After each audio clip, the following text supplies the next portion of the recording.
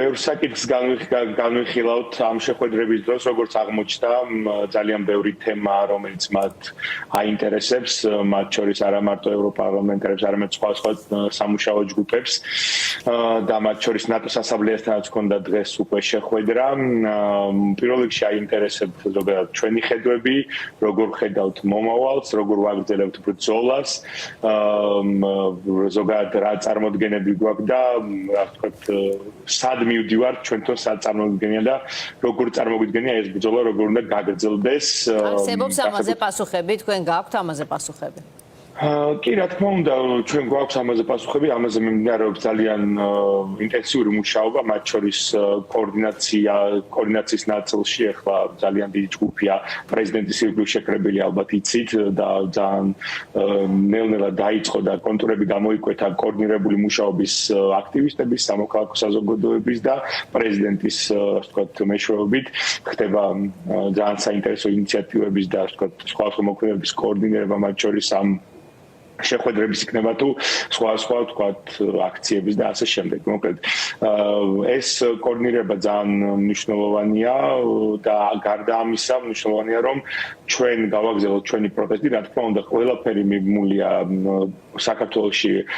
თბილისში, რუსთაველზე და სხვა ქალაქებში არსებულ პროტესტზე, რომელიც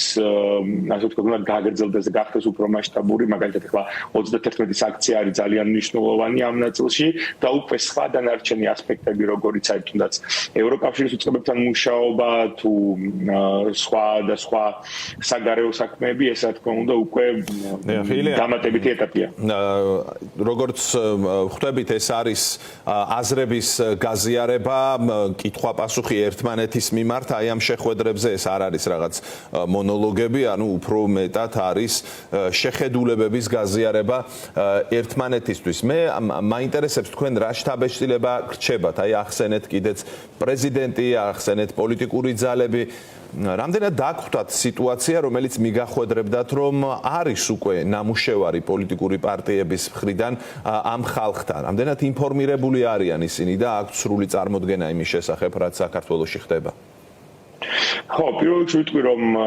ყველა ვინც ვიზიარებს თავის აზრს და არა შეხვედრებიც იყო, აქედან ერთი დახვდით გამოტანა შეიძლება, რომ აქტიური მუშაობა მიმდინარეობს, როგორც პარტიების მხრიდან, ასევე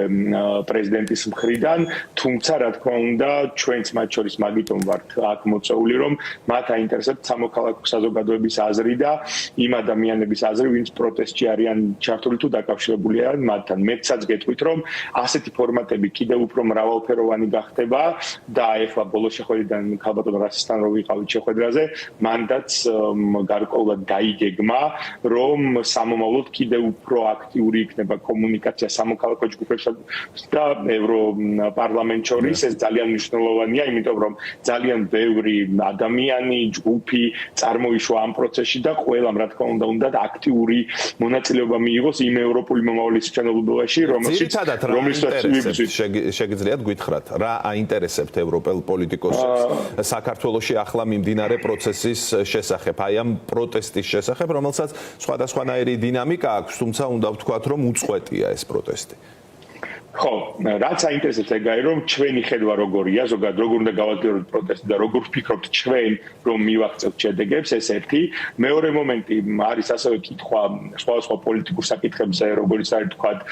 თვითმმართველობის არჩევნები, რომლის აქტუალიზაციაც ოცნება მოახდინა, როგორც ჩანს არ ვიცი ეს. ასევე საქართველოში მინიმუმ ნამდვილად ქართული ეთნების დამსახურება ამ თემის აქტუალიზაცია, რომელიც საერთოდ ჩვენთვის წესრიგში არ გვაქვს და რა ვიცი, მე ჩემი პირადი აზრია ეს, არანაირი ასე ვთქვათ, ადგილობრივ არჩევნებზე საუბარიც კი ზედმეტია. გაუგებარი იქნება მათთვის თუ კი ვინმე მიიღებს ამ არჩევნებში მონაწილეობას? მათ არ აქვს არანაირი მკვეთრი პოზიცია ამასთან დაკავშირებით, ისინი პირიქით აზრს გვეკითხებიან და აინტერესებთ სამოქალაქო საზოგადოების აზრი და ზუსტად მაგიტომაც ასე ვთქვათ დაწყებულია ეს კომუნიკაცია, როგორც ხდება ევროპარლამენტსა და სამოქალაქო საზოგადოების შორის, რომელიც უფრო გაფართოვდება, რა თქმა უნდა, მხოლოდ დაიტოვე არ არის და სხვა ბევრი ჯგუფია და ბევრი ადამიანია, რომელთანაც მე როგორც ვთქვი, სხვა ფორმატებში მოხდება დაგეგმა შეხვედრების და ასე შემდეგ და მათ უბრალოდ აზრი აინტერესებთ, სამოქალაქო საზოგადოება რას ფიქრობს ამა თუ იმ კონკრეტულ კონკრეტულ აი მომავალ ასე ვთქვათ თარიღებზე, რომელიც ლოგიკურია, რომ მათთვისაც გარკვეული კითხვის ნიშნები არის ამის ირგვლივ. კი, გვინდა მოვასწროთ რამდენიმე შეკითხვა, თქვენ ახსენეთ ამ საუბარში პრეზიდენტი და ასევე პოლიტიკური ძალები. ახლა არის ამგვარი ფორმატი, რომ პრეზიდენტი და 4 პოლიტიკური ძალის წარმომადგენლები ერთად იმოგზაურებენ, ასე ვთქვათ, სხვადასხვა ქვეყანაში და აი ამ ახალი არჩევნების თაობაზე, პოლიტპატიმრების თაობაზე ერთად მიაწვდიან ინფორმაციას და ექნებათ ეს საუბრები ჩვენს დასავლელ პარტნიორებთან. ამასთანავე ვიცით, რომ თავად პრეზიდენტს აქვს ნათქვამი არაერთხელ, რომ ის მხოლოდ პოლიტიკურ ძალებთან არ აპირებს კოორდინაციას, არამედ სამოქალაქო ჯგუფებთანაც, საზოგადოებრივ ჯგუფებთანაც. არის იმის შესაძლებლობა ან შანსი, რომ ეს სამოქალაქო ჯგუფები ჩაერთონ აი ამ საგარეო ვიზიტებშიც? კი, რა თქმა უნდა, მე მგონია, რომ პრეზიდენტის და ჩვენ რა ფორმატებიც გვაქვს და ვიცით, პრეზიდენტის კოორდინირებს აქტიურად სამოქალაქო საზოგადოებასთან, ხშირად გქონია აქ ამ შეხვედრების და ეხლა გარკვეული ფორმატები არსებობს, სადაც პრეზიდენტი ხდება სამოქალაქო საზოგადოებას და მათ შორის დაიტოვის წარმომადგენლებიც არიან მაგ შეხვედრებზე. რაც შეეხება თვითონ ევროპარლამენტარებს და იმ ჯგუფებს, რომელზეც ეხლა შევხვდით, მათ ძალიან დიდი სურვილი აქვთ, რომ სამოქალაქო საზოგადოება მიიღოს მონაწილეობა, იმიტომ რომ მათთვის ეხლა ნათელია და როგორც ასევე ისევ მე ვხვდები და აი ეს განცდა ესეთი დამრჩა, რომ სამოქალაქო საზოგადოება მნიშვნელოვნად უნდა იყოს წარმოდგენილი მათ შორის საერთაშორისო ასპარეზზე, ვინაიდან და რადგანაც არის აქტიურად ჩართული ამ მიმდინარე პროცესებში. ილია, ერთი ასეთი შეკითხვაც ევროპელმა პარტნიორებმა და ზოგადად პარტნიორებმა იციან ხოლმე კითხვა, რა გჭირდებათ იმისთვის, რომ ჩვენ დაგეხმაროთ? ამაზე რა პასუხი გაქვთ? ხო, ამ შემთხვევაში ყველაზე მნიშვნელოვანია, რა თქმა უნდა,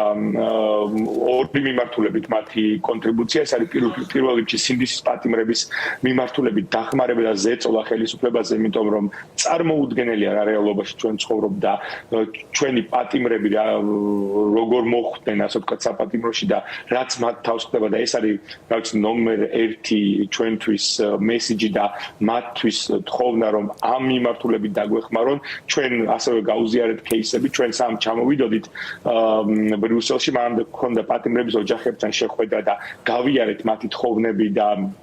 ასე ვთქვათ, მათი ხედვები ამ საკითხის ირგვლივ და ეს ხედვები, თხოვნები, წერილები მათ შორის და აი მაისურები ქონდა ამოპრინტული, მათ შორის მათ მაისურებითაც დავაჯილდოვეთ. ფინანსური ნაწილი რამდენად განიხილება ახლა საზოგადოებას, რომ აქ იბრძვის, სჭირდება გარკვეული სახსრები, რომლითაც არასამთავრობო ორგანიზაციები საქმიანობას ახორციელებდნენ, უამრავ ადამიანს ეხმარებოდნენ, კონსულტაციებს უწევდნენ. ამ ნაწილზე თუ ქონდათ საუბარი? ფინანსურ ნაწილზე მე გავამახვილებდი ყურადღებას ეხლა რა პრობლემასაც ყველაზე მკვეთრად ხედავთ ჩვენ და რაც ასევე ქონდა საუბარი, ეს არის მედია მიმართულებით ის ზეწოლა და ის პროცესები, რაც მიმდინარეობს ქვეყანაში დაწყებული საკანონმდებლო, ასევე ფინანსური ბერკეტებით, რომელსაც აქტიურად იყენებს უკვე ქართული ოცნება, ჩვენ შედეგებსაც ხედავთ და ძალიან მალე კიდევ უფრო მოუჭერს მარწუხებს ჩვენი ხედვით და ზოგადად ეგეთი განცდა, რომ შემდეგი სამიზნე რა თქმა უნდა მედია იქნება, ამიტომაც ვთხოვთ მათ, რომ ამას ყურადღება მიაქციონ და მათ შორის დაფინანსების საკითხები, რომ ძალიან მნიშვნელოვანია განსაკუთრებით მედიისთვის და სამოქალაქო სექტორისთვის, ოღონდ ამ შემთხვევაში მედიის მიღმა დაფინანსების კუთხით ჩვენ აუცილებლად ვსაუბრობთ ჯარიმებზე და იმ სიტუაციაზე, რაც ფონდების ირგვლივ განვითარდა, ასე ვთქვათ, ანგარიშების დაკადაღება და რა თქმა უნდა ესეც მოვახსენეთ, ვისაც შევხვდით მათ, რომ ეს არის უმნიშვნელოვანესი ორი პრობლემა, ეს არის ჯარიმები და სამოქალაქო საზოგადოებაზე ასეთი პირდაპირ ზეწოლა და მედიაზე მიმდინარე ზეწოლა, რომელშიც რა თქმა უნდა ფინანსური მხარდაჭერა არის ძალიან მნიშვნელოვანი და დიახ, ჩვენი საუბარი დასასრულს მიუახლოვდა, მაგრამ მაინც მინდა მოვასწრო ერთი შეკითხვა. ეს შეკითხვა პრინციპში მხოლოდ დღეს არ გაჩენილა და უკავშირდება თქვენს ჯგუფს და იმ გუნდს, რომელიც ახლა წარმოდგენილი ხართ ბრიუსელში. დღესაც გაჩნდა სოციალურ ქსელებში მოსაზრებებიც და შეკითხვებიც, ჯგუფი დაიტოვე, ხომ არ აპირებს რაიმე სახის ტრანსფორმაციას, ვგულისხმობ რაიმე ტიპის ორგანიზაციად, პოლიტიკურ პარტიად გადაქცევას, გააქვთ გეგმები ამ მიმართულებით? მე მინდა გითხრათ, რომ დაიტოვე როგორც ჯგუფი, როგორც ეს ერთეული, რომელიც ასე ვთქვათ, შეიქმნა ამ პროცესების დროს, ყოველთვის დარჩება სამოქალაქო ღია პლატფორმად და ყოველთვის იქნება ასეთ სივრცეთ, საკომუნიკაციო თუ ღია სივრცეთ ადამიანების აზრების დაფიქსირებისათვის და ყოველთვის ჩემი აზრით, ჩემი თუ გაინტერესებთ, სამომავლოდაც დაიტოვე როგორც ესეთი მაგრამ მისი ზოგიერთი წარმომადგენელი, მაგალითად თქვენ ან ვინმე სხვა თუ აპირებთ, ასე ვთქვათ, დაიტოვეს მიღმა რაიმე ამ ტიპის საქმიანობას, რაც უკვე ვახსენე, რაიმე ორგანიზაცია. ამ ეტაპზე დღის წესრიგში ეს საკითხი არ დგას, არც ერთი გუნდის წევრის მე როგორც ვიცი, დღის წესრიგში ეს საკითხები ჩვენთან არ დგას. ჩვენ ამ შემთხვევაში მაქსიმალურად ვცდილობთ სამოქალაქო საზოგადოებისა და ზოგადად საქართველოს ინტერესების ლობირებას იმ ნაწილში, რაც შეგვიძლია ჩვენ რომ კონტრიბუცია შევიტანოთ და თუ ვინმეს თუ აინტერესებს ჩვენი აზრი, მათ შორის ევროსაბჭოში იქნება თუ ევროპარლამენტში თუ ნებისმიერ დასავლურ უწყებაში, ჩვენ ამით ვაკეთებთ კონტრიბუციას. ეს შეხვედრებიც არის ინფორმაციის გაცვლისთვის და არა იმიტომ, რომ ვიღაცა რაღაც კონკრეტულ, ასე ვთქვათ, პოლიტიკურ ბენეფიტს ან რამეს ელოდება აქედან. ამიტომ დაასრულეთ აზრი, დაასრულეთ წინადადება და დაგემშვიდობთ. ხო, ამიტომ მე ვფიქრობ, რომ რა თქმა უნდა დაიტოვე დარჩება იმ ჯგუფად, რომელიც ჩამოყალიბდა ინდივიდუალურად და ასე შემდეგ არავის არანაირი გადაწყვეტილება არ აქვს მიღებული და არ გვაქვს ესეთი ინტერესი, მაგრამ საბოლოო ჯამში ვთქვით, რომ დაიტოვე ისე უნდა დარჩეს, როგორც არის, რა თქმა უნდა, ესეთი პლატფორმა ღია ყველასთვის. დიდი მადლობა, ილია ღლონტი, ჯგუფ დაიტოვეს ერთ-ერთი დამფუძნებელი ჩაგვერთო ბრიუსელიდან პირდაპირ ეთერში.